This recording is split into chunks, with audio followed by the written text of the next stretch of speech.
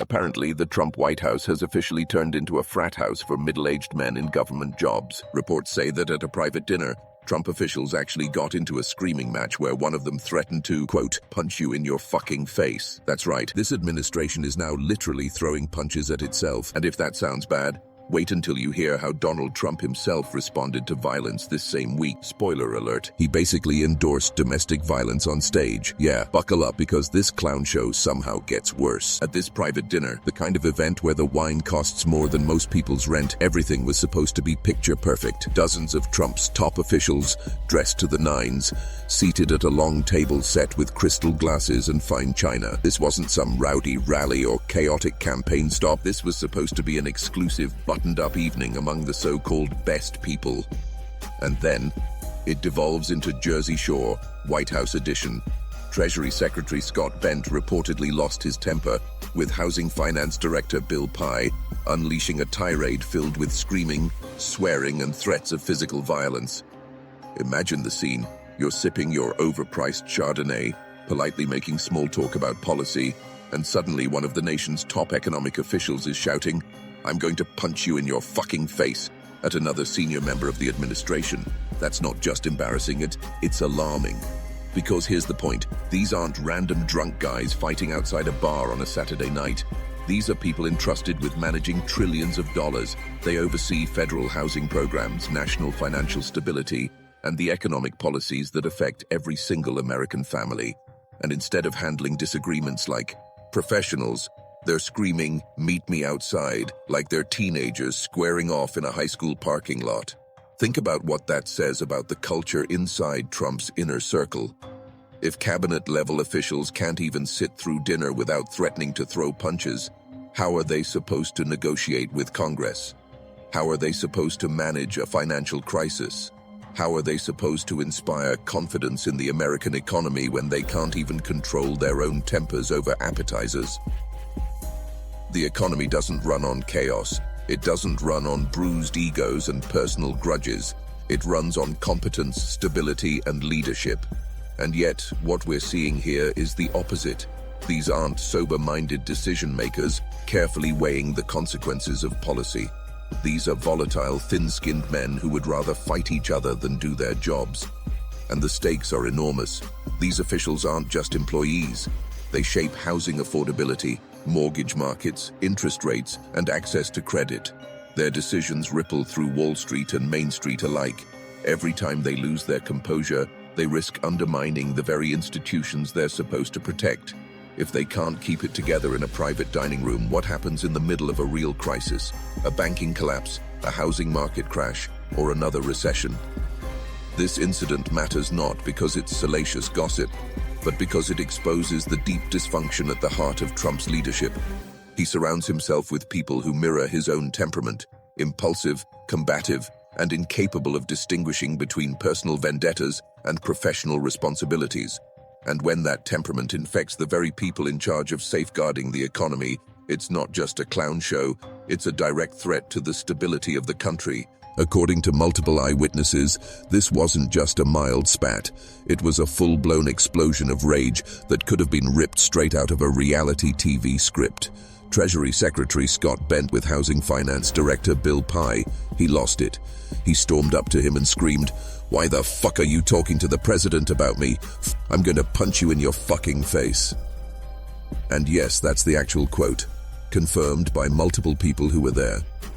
Let that sink in. This isn't a bar brawl at closing time. This is a high-ranking government official entrusted with managing America's financial stability, threatening to knock out a colleague's teeth in front of dozens of other senior officials and guests. When the club owner tried to step in, probably hoping to keep the evening from turning into WrestleMania, Bent didn't calm down. He doubled down. He said, "It's either him or me. You tell me who's getting the fiat out of here, or we could go outside." Think about the audacity of that. You're at a formal dinner, everyone pretending to act important, and one of Trump's top economic advisors is threatening to drag a fellow official out to the parking lot to settle things with his fists. Bill Pai, clearly trying to cool things off, asked, "To do what? Talk?" And Bent's response, "No, I'm going to beat your ass." This is Trump's America in a nutshell. These are the people who are supposed to be managing housing finance, regulating markets, and protecting the economic backbone of the country. Instead, they're reenacting a scene from The Sopranos over dinner, and Trump calls them the best people. But here's the kicker. This wasn't even the first time Scott Bent pulled something like this. Earlier reports revealed that he actually shoved Elon Musk inside the White House. Yes, that Elon Musk, the richest man in the world, the guy who owns Tesla, SpaceX, and Twitter, the man who spends his time building rockets and posting memes. Imagine being worth hundreds of billions of dollars, and some mid-level Trump official decides to treat you like a scrawny freshman getting pushed into a locker. That's the level of professionalism we're dealing with here. It would almost be funny if it weren't so terrifying. Because here's the deeper issue. These aren't just hot-headed guys having a bad night. These are the people making decisions that affect every single American household. They're supposed to be level-headed, strategic, and competent. Instead, they're acting like reality show contestants vying for Trump's attention and willing to humiliate themselves or threaten violence to prove their loyalty. When government officials can't even keep their cool at a dinner party, what happens when they're faced with a real crisis, a financial crash, a housing market collapse? These jobs require maturity and calm under pressure. Instead, Trump's circle is filled with men who snap under the smallest provocation and settle disputes with threats of physical violence. So the lesson here isn't just that Scott Bent has a temper.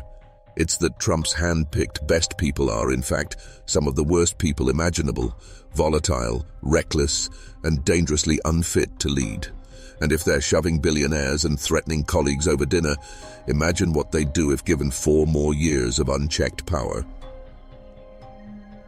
Now here's where the story goes from ridiculous to dangerous. While Trump's cabinet members were busy threatening to throw hands over dinner, Donald Trump himself was on stage doing something even worse, excusing domestic violence. In a speech, Trump literally said, "If a man has a little fight with the wife, they say this was a crime." A little fight with the wife. That's not just flippant language, that's Donald Trump reducing domestic violence to a casual disagreement, as if pushing, hitting, or assaulting a partner is the equivalent of arguing about what's for dinner. Think about the message that sends to his supporters. When the man running for president jokes that beating your spouse is no big deal, he normalizes abuse. He signals to millions of people that violence in the home isn't serious, that it's something men should shrug off and laugh about. And remember, this isn't coming out of nowhere. Trump's first wife, Ivana, once accused him of rape and violent assault in sworn divorce filings. She later retracted the accusation, but it's still on the record. She also described him yanking her hair in fits of rage. Now combine that history with Trump's casual dismissal of domestic violence today, and what do you see? A pattern, a man who has been accused of abuse, who has been linked to violent behavior, and who is now publicly excusing it. That's not just troubling, it's terrifying. Because when leaders downplay abuse, abusers feel emboldened, survivors feel silenced, and the cycle of violence grows stronger. But Trump didn't stop there. As if excusing domestic violence weren't enough, he also announced his latest authoritarian fantasy, sending the National Guard into Chicago. Here's the problem. Trump has no legal authority to do that. Governors control their own state National Guard units unless the president federalizes them, which requires extraordinary conditions. What Trump is really doing is something he's done before, manufacturing chaos so he can swoop in and fix it. Look closer and you'll see the setup already in motion. ICE has launched aggressive raids in Chicago, targeting undocumented immigrants, and anyone who has watched Trump closely knows why. He wants protests. He wants out. Rage. He wants images of people in the streets so he can claim the city is out of control. Then, in his twisted logic, he gets to say, "See, we need the National Guard." This is the same playbook Trump tried to run in 2020. Stoke unrest, create the crisis, then use that crisis as an excuse to expand his power. Manufactured violence, manufactured justification. It's the authoritarian two-step. So here's the bigger picture. On one side, Trump's cabinet is a circus of grown men threatening to beat each other up over dinner. On the other, Trump himself is out in public normalizing domestic violence and plotting to send troops into American cities without legal authority. This isn't just chaos for chaos's sake. It's part of a broader strategy. Break norms, stir conflict, then claim only Trump can restore order. And that's the danger. Because what Trump calls a little fight with the wife isn't just offensive language. It's a window into how he views power itself. Violence, intimidation, and control. Whether it's in his cabinet, in the home, or in the streets, Trump is setting the stage for a country where abuse isn't punished, it's rewarded. So let's recap what we're dealing with here. Trump's inner circle, the people handpicked to advise him on the most important matters of state, are literally threatening to fistfight each other at dinner parties. These are not random nobodies. These are cabinet-level officials entrusted with the stability of the U.S. economy, housing policy, and financial regulation. Instead of acting like sober-minded leaders, they're screaming and swearing in front of colleagues, threatening to drag each other outside to settle disputes with fists. It's not leadership, it's a frat house with suits and taxpayer-funded salaries. At the very same time, Donald Trump himself is standing on a rally stage, downplaying domestic violence. He calls it a little fight with the wife, reducing abuse to something trivial, as if it's no different than arguing over what to watch on Netflix. This is a man who has been accused repeatedly of violent and abusive behavior, from his first wife's sworn claims in divorce papers to the numerous women who have come forward with allegations of assault and harassment. So when Trump laughs off domestic violence, he isn't just being glib, he's revealing his worldview. Violence is a tool, abuse is a joke, power is about domination. And then there's the bigger political play. Trump is openly fantasizing about sending the National Guard into Chicago, even though he has no legal authority to do so. He doesn't care about the legality. He doesn't care about the precedent. What he cares about is the spectacle. ICE raids create unrest. Unrest sparks protests. Protests give Trump the excuse to claim chaos is everywhere, and then he swoops in with tough authoritarian crackdowns. It's the same script he tried to run in 2020.